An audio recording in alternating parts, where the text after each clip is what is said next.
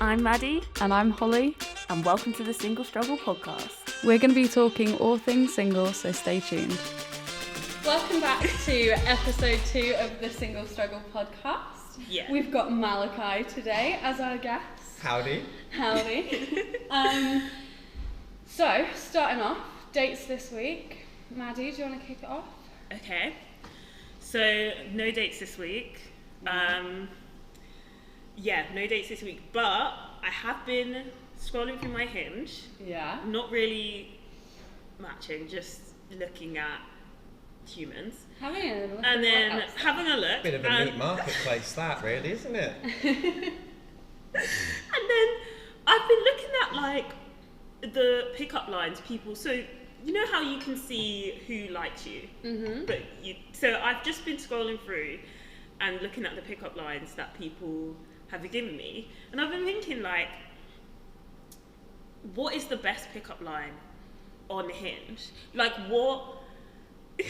Sorry, you don't know where this is going.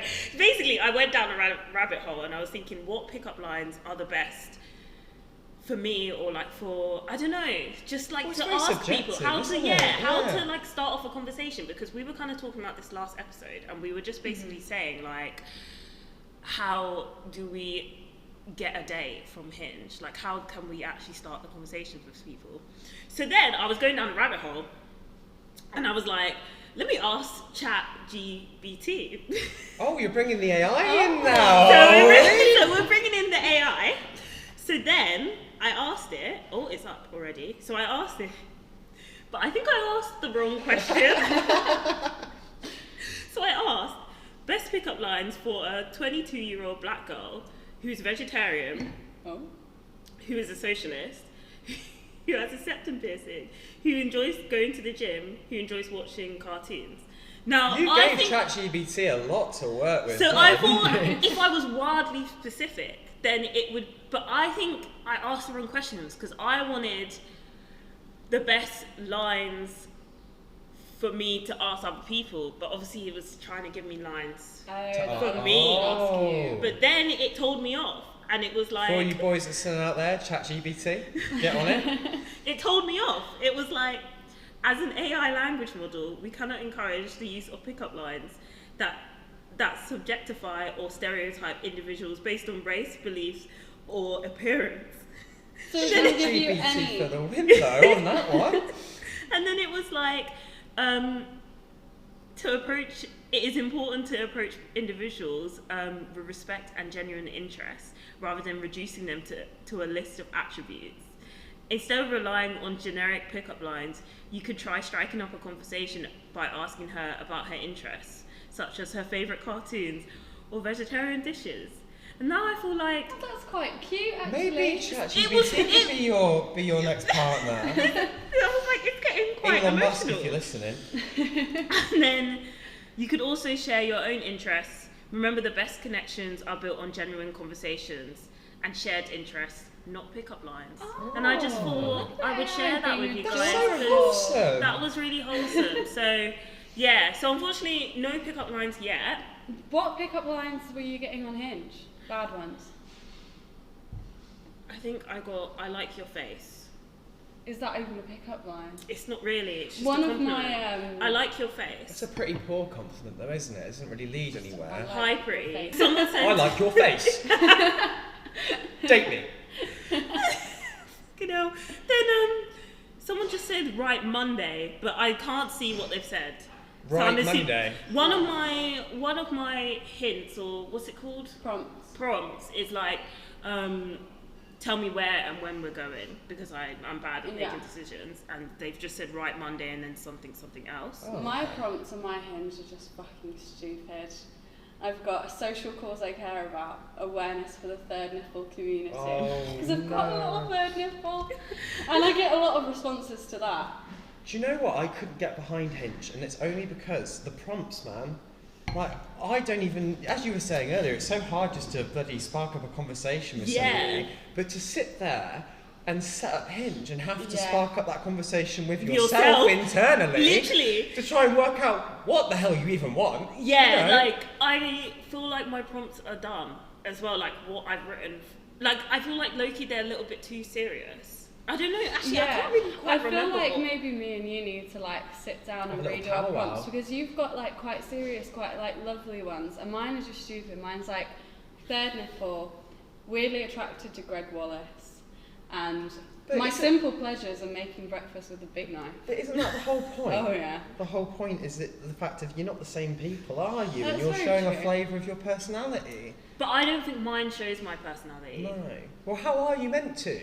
I Over s- an app? This is For a the digital thing. screen? And this is also a conversation. How do we show our personalities? Like, maybe it's just best to meet people out in the world, but then it It's kind of narrows hard, down. to meet people. Because who am I authentically. seeing? People at university, people at work, and none of those people are attractive. Do you not Sorry. shit where you eat as well? Exactly. I don't want to date any of those people. So yeah. When Mehdi said that, by the way, she didn't mean you weren't. You know, you're very attractive people. Just It's not attractive for me. Exactly. It's all very Just not for subjective. me. So All you fly your flag. Okay, so what about you, Mal? Any dates? No, none. And not in a very long time, because I feel like I've been scarred by it, to be fair. Yeah. Especially being a gay man. Grindr, man. Like, you guys have got Hinge, which sounds so pure and lovely. Grindr, what a meat market.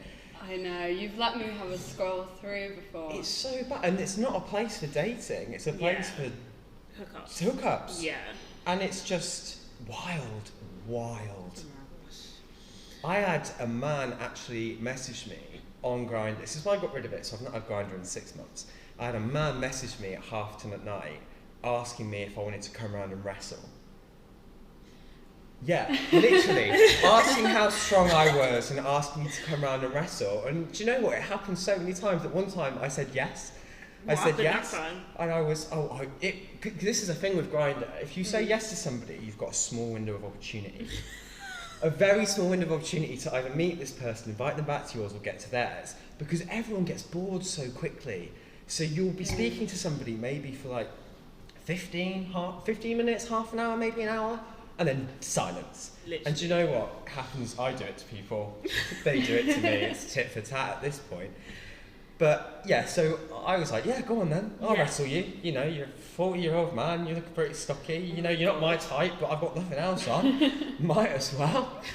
And then he was like, right, okay, is your place free? And I'm thinking to myself, no, I am not inviting a What? 45-year-old man to come round and wrestle in did my he living suggest- room. Why did he suggest if he's expecting for you to be? Do you know what? I gave him options. I said we could meet in the park. It's 2 a.m. Nothing's going to happen. Let's have a little wrestle on Yeah, the have a little park. wrestle on the A little park. wrestle in the dark. But, yeah, and then that was it. I got blocked straight away. And do you know what? I'm happy I did, because I didn't really want to do it. I was mean, just that saying was yes because I was bored. That seems like a scary avenue to go Oh, down. but that's not the first time. I had, you may be listening to this out there, God knows what your name is, but I've seen your face. I had a lad from the University of Sheffield, in fact, he was on supposedly he played rugby, I don't know how true this was, but invited me out to the Ponderosa at like 1:30 or 2 in the morning to come and meet some of his buddies, to go and have a bit of a do-up. He said he was speaking to somebody else at that time as well on Grindr, so clearly he chose a better option. Another 18 That's person scary. audience. Yeah. I'm not gonna lie, that's scary to me. Ponderosa's like famously dark. What's at Ponderosa? night. You know where Crooks Valley Park is and Western Yeah. Park? It's on the opposite side. So it's the park on the opposite side. Oh, it's a park. Yes, park. yeah, There's yeah. another It's park. like Yeah. a park in like a wooded area, and it's like famously not got any No, it's street very lights dark. in it. Oh. It's in a very dodgy area. If you don't Yeah. know already, we're based in Sheffield, and these are different areas in Sheffield. Yeah. Of what we're talking about. Areas that you shouldn't meet for a wrestle. No, No. I don't think a late it's. night wrestle. We advocate for safety here on this podcast. Always, but I will just say as a PSA to anybody that what I may say later is very triggering, just due to the fact that I've lived my life on the edge, on the wilder side of safety. But I'm sure we'll get to why that is later. So, Yeah. should we have a little look at our confessions this week? Oh, go on. Yeah. Ooh, saucy. I've copied and pasted a couple. Okay, this one is just an awkward one. It's just an awkward situation. Okay, this might be a bit difficult to read because I haven't edited it. Do you want me to read it? Yeah, I beg you read it. Okay, where am I starting from? Just start from the beginning. Every time I think about this. Okay, so here we go, guys. Every time I think about this date, it makes me cringe my skin out, man. For reference, I'm a girl, but around this time I was 20. I met a guy on Tinder and I went to meet him. On chat, he was so sweet and lovely and someone who you'd bring home. Little did I know he was so socially awkward and he admitted to not having friends because all he wanted was grade A's and a degree in Cambridge. Fair play, okay, fair play. Yeah, no. Okay. Someone who He's is motivated. Yeah, he's got ambition. I can't relate. He's just not got anyone to share that ambition with just yet. Yeah. I'm sure everyone has friends. Everyone has. Oh, yeah, I guess. Maybe Or I'm being out. acquaintances, or- Maybe I'm out of touch or something. Or I guess it's. Maybe Maybe I'm we should open the question up to your listeners. To be fair, does everybody have friends? Everyone has friends. Blanket state. Does everyone have friends? Do you have friends? If you have friends, Let us message know. in. Yeah, let us know. Amazing. Yeah. So she goes on to say, now I'm a proper bubbly, outgoing extrovert, and he was the opposite. Now she's put that in all caps, so Okay. that's worrying already. yeah. But I didn't know this until I met him. I dressed up all cute. Oh gosh, she's added 3 E's to that. She must have been she was flipping so fire. She was looking good. Oh, here we go. Makeup, lashes, nails, everything. And he rocked up in, ellipsis, ... blue straight leg jeans, Slazenger running trainers, a top and a hoodie wrapped around his hip. Okay, I Okay. feel like that is an attack. I feel like, do you not think that's an attack? I was just gonna say, at least the jeans weren't skinny. Yeah. They were Yeah. straight-legged. Plus, like, And also, Also, it's a fact. Where were they going? I'm not offended by these Slazenger No. trainers. That's somewhat retro. I mean, if you think it's I'm I'm 90s, not isn't offended by it? them. I will go ahead and say I am someone who will look at someone on a date and be like, "Why have you worn that?" Do you know? Yes, Yeah. I will always do that. Yeah, I do judge what you wear on a first date, but also that won't stop me from dating you. Oh, no. Unless you're walking up in a thong or something. Like, Yeah. I'm Yeah. not gonna be like, he wore Slazenger trainers, I so I went- can't date you. Yeah, it's a bit weird, isn't it, actually? Yeah. Yeah, I went on a date What, you're- around summertime last year with someone that me and my friends were called Metal Man because he absolutely loved heavy metal and he wouldn't shut up about it. But I turned up and okay, we were meeting at a park and it was summer. This is that date you went on. And it was yeah. summer. So we were like, it's okay to wear kind of like something a little bit like summery, like whatever. Yeah, short But sleeves. he turned up Yeah. in those those gym shorts that comes like here. Oh, like the. The booty gym yeah, shorts. booty Tight. And a wife beater. Tight. Tight. And a wife beater. He was stocky, he was a gym lad. Metal gym lad. And when we That was left the first date? when we left the date, I realised throughout the date that I was laughing at him more than I was with him. Oh. And when we left the date, he just turned to me and went, "You're sick." And I got back home and I told my housemate and I was like, I don't know whether he means you're sick, as in you're so cool, or you are You're sick. For laughing at me. You are sick. I'm inside You've your been head. sat here for 2 hours laughing at me. You're fucking sick. I mean, at least you did, if you are listening, metal lad, then Metal lad. metal lad. Maybe don't wear shorts. And maybe. And a tank top. Yeah. But don't take it too much to heart. I'm sure Holly No. laughs at everybody. Yeah. Yeah. But Yeah. those Slazenger trainers, I'm not offended by them. I'm And not I'm offended, not yeah. by But the hoodie around the waist. No, I'm not either. Do you know what? I think he's just dressing like a typical uni student. Yeah. Mm. I mean, as she said, about 20 years old. I mean, Also- I'm 25, so like. He could have wore something much worse. If Yeah. he's not very social, he literally could have wore something much worse. I mean, I think she went a bit above and beyond, really, because she had the nails, the lashes, and everything. And we're not dissing you, confidential, anonymous giver of the information. yeah. But it's a lot, isn't it, to be getting that dressed up for a date? I don't know. Would you agree? I think Yeah. I get dressed up for dates. For a first date, Yeah, I but definitely not- get dressed up. Not. It to depends what that we're doing. level. I mean, we need to find out. I'd like to know where they met, to be fair, because it doesn't say where they went. Let's read on. Sorry, yes. Anyway, as we've just been saying that, she does go on to say, now, I don't judge a book by its cover, but this had me a little worried. See, look, at least she's admitting it. Okay. Yeah. So as the date goes on, I get mixed vibes. Like, do I like him? Do I not? I don't know. I mean, we all get that. And then she put, now, we come sit on a bench in the park. Okay, so she put lashes on and makeup and nails to go on for a walk with him, and he's the one in the wrong for wearing a Slazenger. Yes, I am judging. So we come sit on this park bench. He leans in for a kiss, and this guy eats my whole chin. Oh no! God. Yeah. Wait. This is brilliant. So what got me mad was that he swung my legs onto his lap, came on top and kissed me more. Now, what time was this? Was this midday? Were there children about? Were there families walking through the park? Oh, so she's just said, I did lightly push him off, but girl, the park we were in was busy. This is why I picked this one.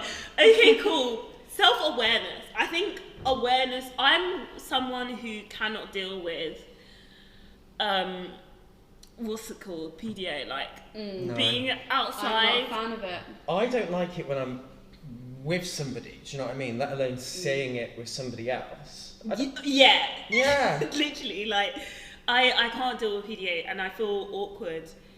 Especially on first dates. If they go in to kiss me and we're outside, I'm like, why? Because usually I don't mind having a kiss on the first date, but it's where we are. It just feels a bit awkward. It just feels. I'm always when people are into, because I'm not really, but when you're with someone that is, I always get so anxious that someone I know is gonna come around the corner. Yeah. And I'm what the fuck are you doing? And you're just embrace, and I'm they're just gonna spot me. So awkward. They're just gonna spot me. But I think that's a lot to get on top of someone in a busy park. I mean, I feel for her as well, because she goes on to say lastly, I'm a brown girl, but I've never been red in my entire life. I went home, cried to my mum, and blocked him. Do you know what, sis? You made the fucking right decision. I think, it seems like you weren't a match. If the trainers weren't enough, God! Yeah. I mean, it seems like you weren't a match because you didn't...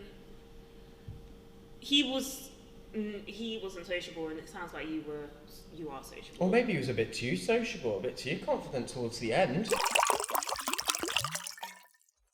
The next one says that I picked, I once shagged a girl and accidentally ripped open, I'm really, really sad that he used this word, but ripped open her fanny. Oh, God. Have respect, come on. So the next day, I don't know why they've had to say it twice. The next day, she had to go to the hospital and get the inside of, and then he goes to say fanny again, stitched up. I just hate the word fanny. No, Please don't use that word. I don't like Unless it. it's your Aunt Fanny. I think, it's completely acceptable. I think, you know what it is? It's not that word. I think it's the context of a straight man using it. Yeah. I hate that. I don't like it. It makes me cringe. Yeah, definitely. It really makes me cringe. Well, does that not? Yeah, I know. And also, does that confession not seem a little bit too? I mean, obviously it's anonymous, but does that not seem a bit like, not even just belligerent, but a bit like, oh, look at what I could do with my massive penis. My cock is so really big. He's like, all right, mate, calm it down. But really and truly, what happened was he wasn't turned on enough. And then that's probably what happened. It was too dry. Or maybe he just wasn't, use lubrication, people. She wasn't lubricating, so he probably should have used lube. Lube is your friend, not your enemy. And yes, it is a little bit expensive, but do you want to have a good time, or do you want to be going to A&E? I mean, she went to A&E. That is really upsetting. Sorry, girl. I hope you've healed, and I hope you've blocked whoever said this anonymous confession. Yeah, he gives me bad vibes. Yeah, don't like I'm that feeling man. it. I don't like that man. Mal, any confessions of your own, do you think? Oh. Have you got anything you'd like to talk to us about? Well, back to Grindr, if you may, just for a brief interlude. Okay. So, when I was about 17, 18, I was talking to this guy on Grindr, and I lived in the Northwest at this time. So my dad was in the army. So I was speaking to this guy, and he said he was on the army barracks that my dad was on. And I was like, oh, okay. We were speaking for a while. I think we met up once. Nothing really happened. Just on a nice drive and had a good chat. It was really wholesome. And then one night he invited me to come back to the barracks with him. And obviously I used to live on the barracks when I was a kid, so it's the same barracks. And I kind of was in that flitty stage of being like a young gay man, of just being like, no, I'd rather be with someone that's closer, or like I can't be bothered, just ignoring people. Thank God I did. So basically what happened was I was speaking to this guy for a very long time, on and off, and we just kind of cut ties in a sense. Obviously he'd invite me back to the army barracks to come stay in his room. I get home one night from work and my mum is sat in the kitchen laughing, and my dad's there making a cup of tea looking very sheepish, and my mum's like, oh, your friend's just been round. I won't name any names. And it was him. He had dropped my dad off from the army barracks, so clearly I didn't know that he knew my dad, and obviously my dad didn't know he knew me, because obviously I'm not going to tell my dad about my life. He's a bloody big butch army man. He has said something. Because so here's the thing. So my mum knew what he looked like because I'd shown my mum a picture, because I'd spoken to my mum about the situation. He came into the house, saw a picture of me, realised it was my dad, mentioned to my mum, but did it in front of my dad. And obviously my dad didn't know he was gay. Okay. On top of that, right, so this gets even more weird. Mm-hmm. So there was some sexing going on between me and him, and every time we would have that kind of situation, he'd be like, oh, it's all right, my roommate's out, or my roommate's asleep. Little did I know his roommate was my dad. Oh my God. Yeah. Can you imagine? Imagine if if you'd gone to the barracks and been like, right, we're like gonna hook up with this guy, like it's all kind of like a bit like incognito, no one knows, and your dad's like, my dad just walks in. Could you imagine? Fast asleep in the bed opposite. Absolutely traumatising for me. No, but he was texting you and your dad was asleep in the same room. Yeah. Yeah. Oh, that's so crazy, isn't it?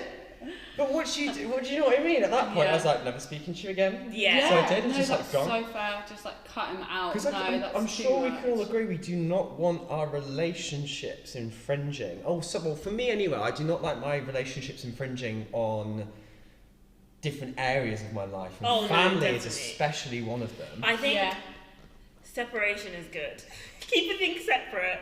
I mean, I feel like, in terms of dating, no one in my family really asks me. No. I think my mum is a bit awkward about stuff. Yeah. Like, I feel like she's a bit awkward, and like, I think we've just grown up just not really talking about it. Like, I feel like me and my sister sometimes occasionally talk about it, but no one really asks me, oh, are you dating anyone or whatever. My mum is sick of it, so I am normally very open with her, and I tell her who I'm dating. Yeah. And there have been so many now that she's this like, is why Holly, I actually don't want to hear about it anymore. Yeah. Apparently, my brother has said to my mum, I don't want to hear about anyone that Holly's dating until we meet him, until he's like serious enough to bring home.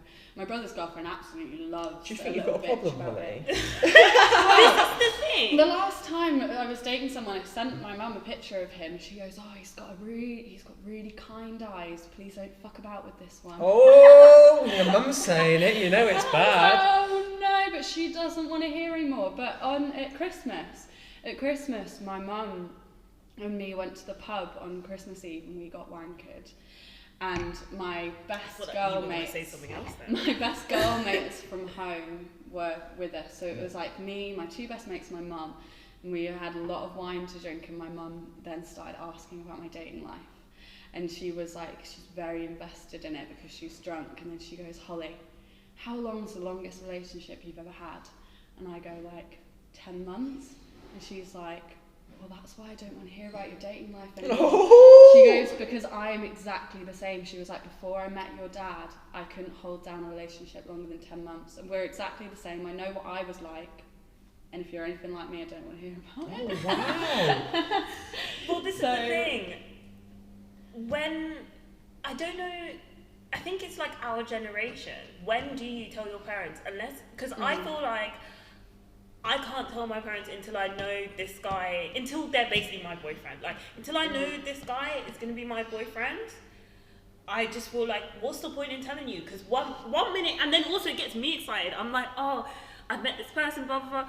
Then they ghosted me. Like, what's the point? Or then they've just disappointed me. What's the point in actually, like, when do you guys tell your parents? Because I don't know when to tell my family members that I'm seeing someone. On the opposite end of that, and to come, PSA trigger warning about different types of family and familial struggles and stuff like that, but I don't speak to my mum and dad. Like, you know this, I don't. And for me, it's kind of the reason I put off dating people, to be fair. When you have that first date and you're having those conversations about family and life, it's like, where do I begin? When do I begin to let this person know? Because obviously when you go on a date, it's your first meeting that person. You're not meant to be laying your soul bare, you know, you're just meant to be getting to know that person. And in that sense, I'm like, am I going to scare these people away? I'm going to scare them away by saying that, like, I don't have a family and, like, I'm just kind of out here on my own and I'm searching for the love I never got as a child. And you're saying all this and, like, and it's like, well, I'm looking for I'm not to sound like an absolute crazy person, but you know, you're looking for that forever person. Yeah. Maybe you're not. You don't. Everyone's looking for something different. But you're looking for that person to share your life with, all that time with, as an experience, and enjoy it. But you know, when you've not got that familial structure, it's kind of hard to be in that situation where you might have somebody sat there talking about how great their mum is, how great their dad is, how they go on holidays with their family. Or later down the line, where they're like, oh, we're inviting you around for Christmas and stuff like that, and then their family asks about your family, and you just kind of, you've got to toe the line between, do I just lay myself bare and explain everything so I just don't seem weird or not normal, which it is completely normal to have different familial structures and not have people around you, you know, it's completely fine. Everyone has a different upbringing and all that situation. But it could go the opposite way, which it has done sometimes for me, where I just don't say anything. And then that starts to build up because you're seeing these people have this lovely relationship with their family and you're being invited to all these things and you can't give back to that person what they're giving to you in that respect. Yeah, I feel like with So situations listeners, what you like do? that, like, you know, I think, like, I don't know, I don't really have, like, I don't think that you're, like, searching for advice, but if, like, Oh, she's going to give it anyway, no, folks. I'm not even going to give, like, advice per se. We're not here to give advice, we're just here to chat on shit. You have a very lovely kind of network of people around you. I do. Who are kind of family-esque. Oh, they are my family. I think I found that I kind of gravitate towards people who have, like, similar families that I do, like with dating. I do like dating people with, like, my family, like, my parents are divorced, but they've got very lovely partners. Yeah. I quite like dating other people who have that kind of structure, that kind of, like, divorced parents, because there's that kind of shared, like, experience. Yeah, definitely. And it's, like, something to get off on, like, the right foot with. I think, and you were talking about, like, bearing your soul on the first date. I feel like I've done that, though. I don't know. I feel like I've done that, but I kind of assess the vibe. Yeah, but following on from that, like, this happened to me, and you remember this. This happened to me maybe just before, a few months before Christmas. But I basically met this guy at the Washington. We're not going to name any names because this is GDPR, and also this is my version of events. This is how I saw it going. So this is no malice against anybody. But basically, this was in my boundaries era. Like, I'd finally realised that I needed to stop placating people and I needed to stop going on dates. And as you just said, just saying whatever I thought the other person wanted to hear or whatever they wanted me to be, and just pigeonholing myself into that until things just dissolved into nothingness. But we ended up meeting at the Washington, and I met him, and I was very drunk, and I was like, do you know what, I really want to go on a date with you. So we went on a date, and like, I just literally said, I want to take things slowly. I don't want to have sex with you just yet. I just want to spend time with you and get to know you. We spent a week together. He stayed in my bed. We went bowling. We did stuff like that, but we never had sex. you know, just very wholesome content all around, guys. But then, after a week of like spending time with him and getting, we didn't speak about anything serious. There was a point where it nearly happened, and I said, look, I don't want this to happen. I want us just to be two human beings existing at this point, not discussing trauma, not discussing anything like that. I just want us to have a bit of fun and have this experience and see where it leads. Yeah. So as I said, it was just a week. Yeah. After the week, I thought, do you know what? I don't really see this going anywhere, but I have had a lovely time. So I was away at this point, and I thought, I can't leave him hanging. So I did. I feel really bad about this. But I did. I was, what did you do? Oh, but I was away. So it wasn't like I could just be like, oh, do you want to go to a coffee shop and talk? I had to message him because I couldn't leave him hanging. Because there's the thing, guys. Tell us what you think. Just send us some info. Answer this question for us. If you are away and you don't want to leave someone hanging, what do you do? Because you need to rip the band-aid off there and and you can't be waiting forever. I broke up with one of my boyfriends over the phone, but I couldn't physically be there. No. You know what I mean? Sometimes you just I wait have to... every time. Really? But I think that's worse. It is worse. It's worse. My.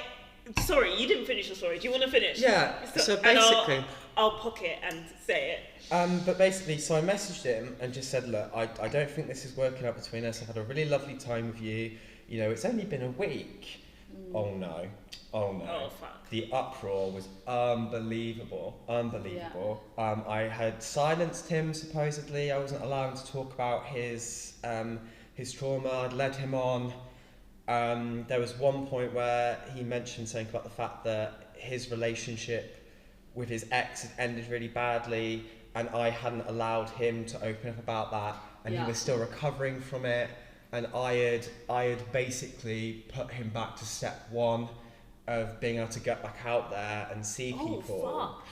And that I was destroyed for weeks, because I felt like a villain, like a bad person, and it took me such a long time to realise that he wasn't in the wrong and I wasn't in the wrong. Yeah, things could have been done a lot differently, but at that stage it was like, oh my god, all I'm doing is hurting people.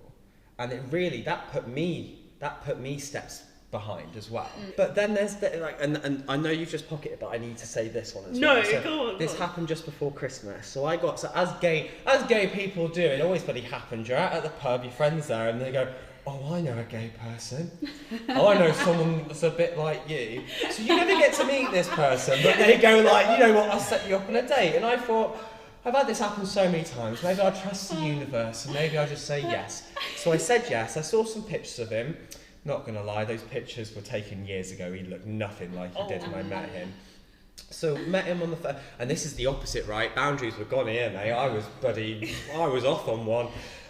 So we went on this date to Bunker, went to Cuckoo, went all over Sheffield. Gotta love Cuckoo. Oh, I love Cuckoo. Cocktails, man. Big up Preston, there's also one there.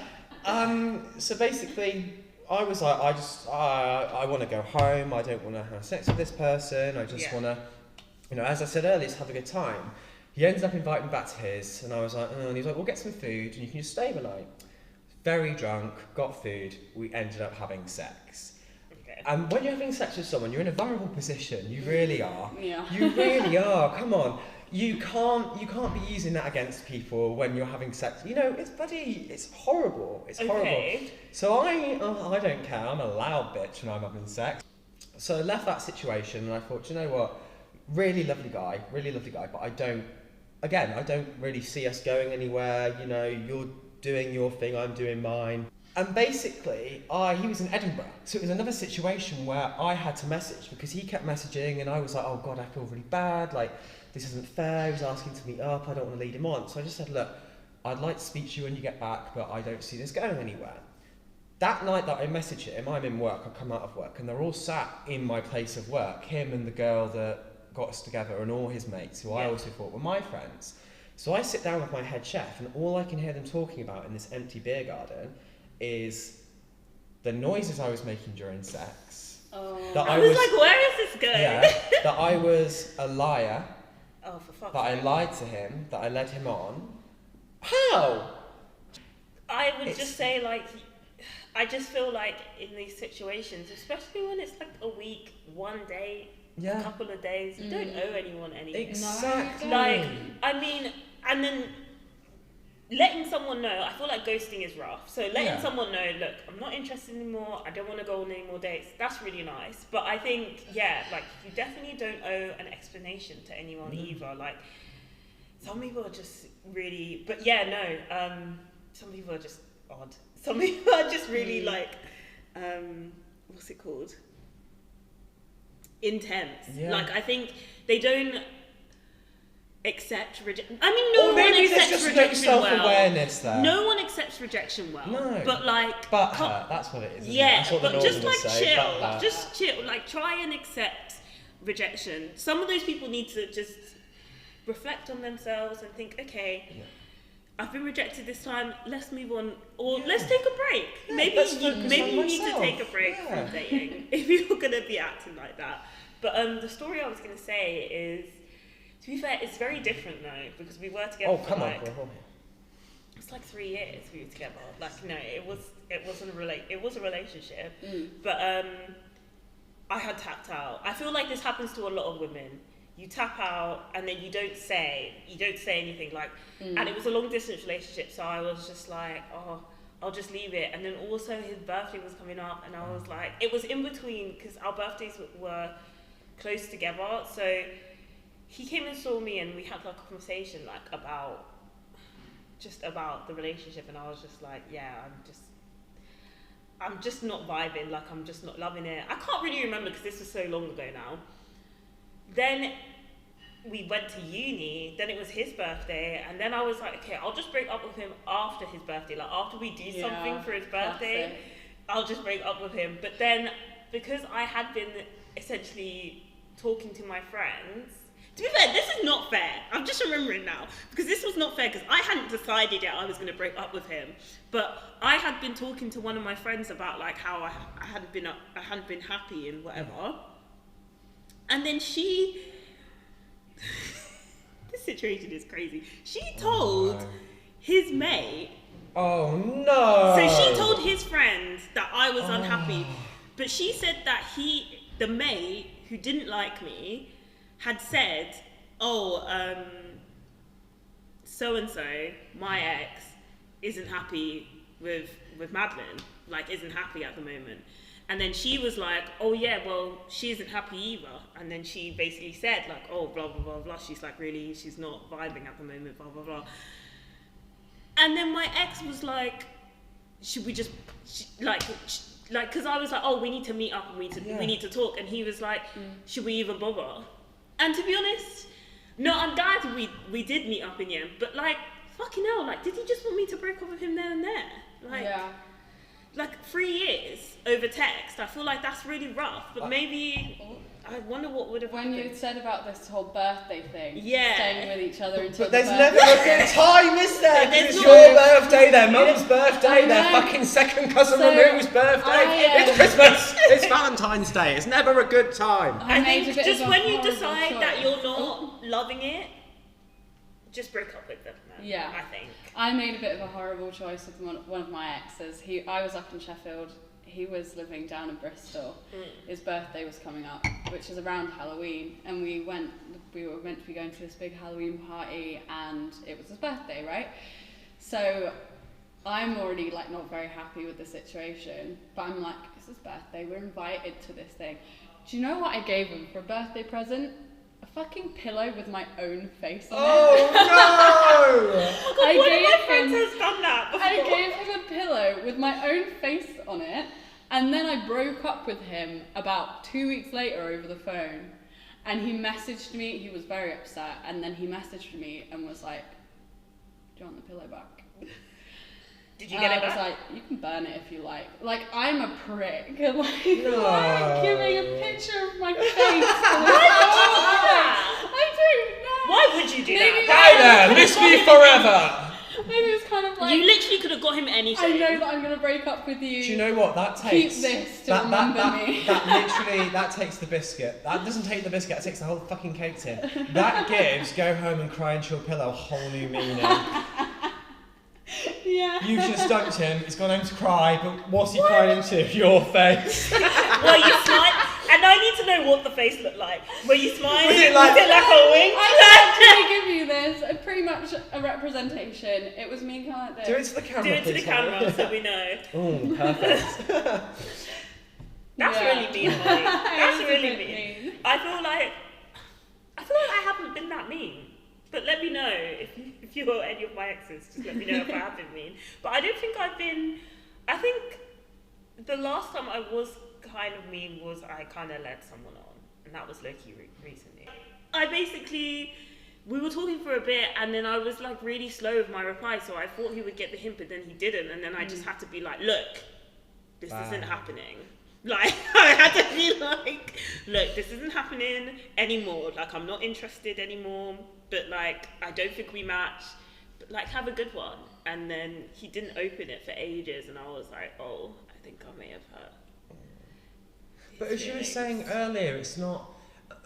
We do have some responsibility to make sure that we're looking after people's mental health and making sure that everyone's safe. But when it comes to emotions, we can't control somebody else's emotions. That's not in our control. I didn't think he was that invested until it's the hard. way You never know, do you? Yeah. Do you think? Half the time, I don't think people are interested in me until I leave a situation. Yeah. I mean, when I was in Paris recently, I got hit on it a few times at this club, and obviously different culture over there, and obviously I can't speak very good French, so it was my friend who Holly knows very well. Oh God, I just used names. We'll bleep it. We'll bleep it. But so basically, he was having to translate for these people that were trying to talk to me. But I'm so awkward in those situations. I don't have that very high. My self-worth isn't that very high. Let's try again. My self-worth is not that high, so I don't view myself as someone that people will come on to. So I just didn't realise. Yeah. And then these people would just like mid-conversation just walk away. So obviously, French exit, culture, whatever. And he'd be looking at me like, you dickhead, what are you doing? And I'm like, what do you mean? He's like, all they were doing was asking questions about you. And you weren't replying. And I'm like, well, I can't. First of all, don't speak French. Second of all, he was like my interpreter. But it gets to that point, doesn't it, where you're just a bit like, oh, what the fuck's happening I think. here? Yeah, I think it's difficult. I think that's definitely one thing that I want to work on, like a lot of self-love and just valuing myself more. Oh, well, I can run through them quickly if you want, but I won't give you full details. I'll just run through them really quickly. Yeah. Grindr again, back in Prague when I was interrailing. Very good, Grindr, if you're interrailing. Have fun out there, guys. Met an Austrian boy who I thought was French, but it turns out he was Austrian, but he was French-Austrian, so it was all good. Was meant to go back to his hotel, but he lied and said he had a hotel when actually he had a hostel which he was showing his brother, but his brother didn't know he was gay. So went and had sex. What? Yeah, so went and had sex in the opening of an NCP car park. And as we were finishing up, a car drove in to come down. But it was like a proper just like street with the car park just a little bit in with a big shutter. So obviously it was just off this place. It was literally just like you turn into the houses to get down into the thing. So like the guy fully saw what was going on. I was dating a guy when I was 6. I'm just running through this regularly. Yeah, no. I was dating a guy when I was Quickfire. 16 who dumped me because I spoke to someone else while we were in the talking stages. So while we were in the talking stages, I went and met somebody and had sex with them. But I say talking stages, we've been talking for a week and nothing was really going anywhere. Yeah. We were just like, I didn't even know he was gay at this point. But he dumped me a year later because he found out that I'd had sex with that guy before we got together. And he dumped me in a chippy in Blackpool. I was just gonna say, yeah. How do we feel about finding out that your partner was talking to someone else or having sex with someone else whilst you were in the talking stage? How do we feel about that? I'm fine with that. I am as well, because we've not made any commitment! If you've not made any commitment. But what if it's serious? Like, what if you've gone on How 10 days? We just said how serious it was literally a week. No, I'm not talking about you. Oh, I'm not oh, but I'm that's saying fair, that's as fair. a talking point. How do we feel? Do you know what? This is weird for me, okay? Because I went on a date with... God, I do actually go on a lot of dates, don't I? But it's fine. This is a dating podcast. I went on a date with somebody and we went on one date and I thought, because we, in a sort of capacity, work together with the university, I didn't want to disrespect this person. So in my mind, it was kind of like, you know, it was not a, you know, a firm thing, but like, oh, we've gone on 2 dates now, whatever, rah, rah, rah. And his housemate messaged me and was like, oh, do you want to come back to mine? And I was like, no, I don't feel right doing that because obviously you're together. Got very awkward about it because I thought, oh, well, I can never go on a date with this guy again because I've spoken to his housemate, whatever. And then found out from everybody else like a week later that I knew within the same capacity that he didn't give a shit and he was going on dates anyway.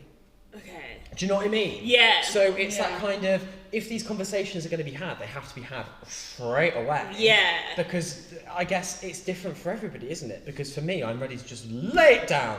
My life is yours, I will die for you. Yeah, You know what I mean? no, the same. Like, I feel scared to ask, like, so where is this going? Because I don't want them to think, like, fuck, like, I don't know what I want them to think, to be honest. you don't I want to be, like, too eager. mysterious Yeah. and, like, not, I like, wanna I don't get care, close I to don't you. care. And really and truly, I'm just waiting for them to reply. I'm like, when will this person reply? Like, Yeah. I just keep looking at my phone, like, but, yeah, I think, yeah, until there's a until you say, I want you to be my girlfriend, then I can't lie. I'm gonna be... then I think it's fair game. Yeah. As long as you're doing it in a respectful way.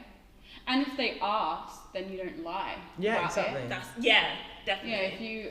I've had relationships where we've been sleeping with other people. Yeah. And we've But you've actually been been honest. together. Yeah. But we've been honest Yeah. to a point. But, you Just know. for everyone out there, not saying anything is also lying. Yeah, Yeah, not saying agreed, anything agreed. is also a lie. Yes. I think it is. That's dishonesty, that is. If they ask, Wait. and there's an expectation Yeah. of you tell this person that you're dating someone else.